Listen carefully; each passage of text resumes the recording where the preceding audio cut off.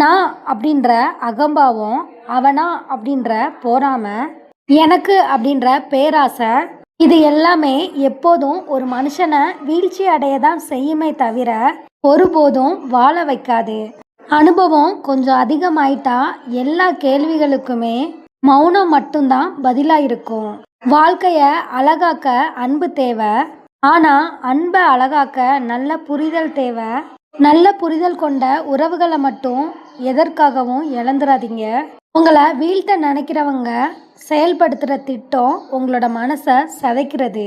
நீங்கள் உங்கள் மனசால எப்பவுமே தெளிவாக இருங்க. அப்பதான் ஒருத்தராலையும் உங்களை வீழ்த்த முடியாது. துரோகிகள் மேல நம்பிக்கை வச்சதுக்காக வருத்தப்படாதீங்க. நீங்க வச்ச நம்பிக்கை தான் துரோகிகளை உங்களுக்கு அடையாளம் காட்டியிருக்கு அப்படின்னு நினைச்சு மகிழ்ச்சியா இருங்க. மணிக்கு ஒரு முறை நிறம் மாறுற பச்சோந்தியை விட நொடிக்கு ஒரு முறை மனம் மாறுற சில மனுஷங்களே மிகவும் ஆபத்தானவங்க. மாறுற மனம் கொண்டவங்க கிட்ட கொஞ்சம் கவனமா இருங்க. புகழ்ச்சிக்கு மயங்காதவங்க அப்படின்னு இங்க யாருமே இல்லை. புகழ்ச்சி நல்லவனை மேலும் நல்லவனாக்கும், கெட்டவனை மேலும் கெட்டவனாக்கும். பேசுகின்ற சில வார்த்தைகளை வச்சும் நடத்தைகளை வச்சும் சில பேர் உண்மையாவே அன்பானவங்க தான் அப்படின்னு நீங்களே ஒரு முடிவுக்கு வந்துடாதீங்க. இதுதான் முடிவு அப்படின்னு தெரியும் போதுதான் வெளிப்படும் சில பேரோட சுயரூபம். நீங்க தவறு செய்யல அப்படின்னா நீங்க கோவப்படணும் அப்படின்ற அவசியம் இல்லை. நீங்க தவறு செஞ்சிருந்தீங்க அப்படின்னா உங்களுக்கு கோவப்படுறதுக்கான அருகதை கூட இல்லை. பிறர் செய்யற தவறுகளுக்கு நம்மளுக்கு நாமே கொடுத்து கொள்ற தண்டனை தான் கோபம். நெருப்பு முதல்ல தனக்கு இடம் தந்த பிறக எரிச்ச பிறகுதான் மற்ற பொருட்களை எரிக்கும். அதை போலதான் கோபமும் முதல்ல அதுக்கு இடம் தந்த உங்க மனசை எரிச்சதுக்கு அப்புறம்தான் மற்றவங்களை துன்புறுத்தும். உள்ள அடக்கி வச்ச உணர்வுகள் கண்மத்துடன் வெளியேறும் உச்ச கட்டம்தான் கோபம். எல்லா சூழ்நிலைகளுக்குமே பொருந்தக்கூடிய ஒன்று அமைதி. எந்த சூழ்நிலைக்குமே பொருந்தாத ஒன்று தான் கோபம். எதையும் சாதிக்க விரும்புகிற மனுஷனுக்கு நிதானம்தான் அற்புதமான ஆயுதமே தவிர கோபம் இல்லை. பொறுமையாக இருக்கிறதுக்கு தான் அதிகமான தைரியம் வேணும். மற்றபடி கோபம் கொள்றது ஒரு சாதாரண நாய்க்கு கூட வரும் அப்படின்றத தெரிஞ்சுக்கோங்க.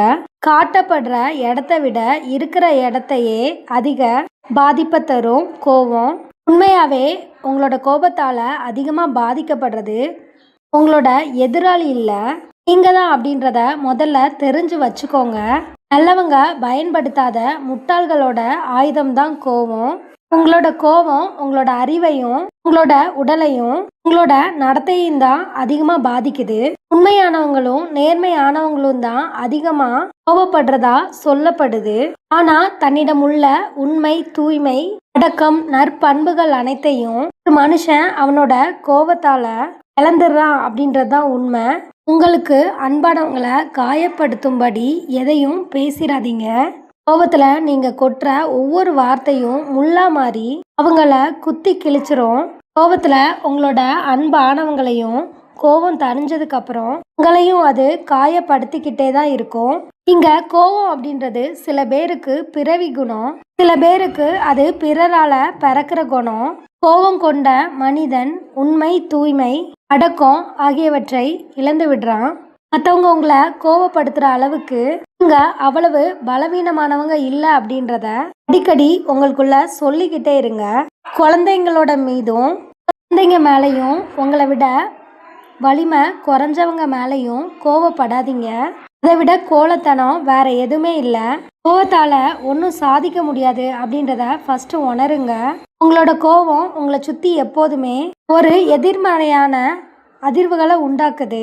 எந்த ஒரு நல்ல சூழ்நிலையுமே எதிர்மறையா மாற்றக்கூடிய வல்லமை கோபத்துக்கு மட்டுமே இருக்கு அப்படின்றத புரிஞ்சுக்கோங்க.